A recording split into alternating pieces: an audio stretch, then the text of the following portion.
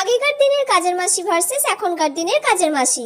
আগেকার দিনের বৌদি, আমার সারা ঘর ঝাড় দেওয়া হয়ে গেছে, ওই ঘরটা দিয়ে দিয়েছি আর সব নতুন ঘরগুলোও ঝাড় দিয়ে দিয়েছি। ঠিক আছে, তুই রান্নাঘর থেকে খাবার নিয়ে নে। আচ্ছা ঠিক আছে, আমি রান্নাঘর থেকে খাবার নিয়ে নিচ্ছি। বৌদি, এ মাসে আর 100 টাকা একটু বেশি দেবে, কারণ ছেলে মেয়েগুলোর পুজোর জামা কিনতে হবে তো, একটু চাপ পড়েছে। বাবা, 100 টাকা? অত এখন দিতে পারবো না রে। আচ্ছা ঠিক আছে বৌদি, তাহলে তুমি আমাকে দিও এ মাসে, পরের মাসে মাইনে থেকে কেটে নিও। এখনকার দিনে বলো। তুমি আমাদের বাড়িতে কাজ করবে?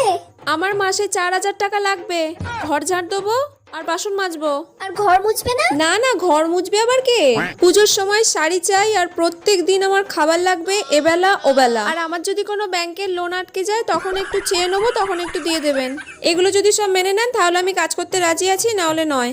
আপনি যদি রাজি থাকেন তাহলে বলুন, না হলে আপনার পরে যে আছে আমি তার কাছে চলে যাব।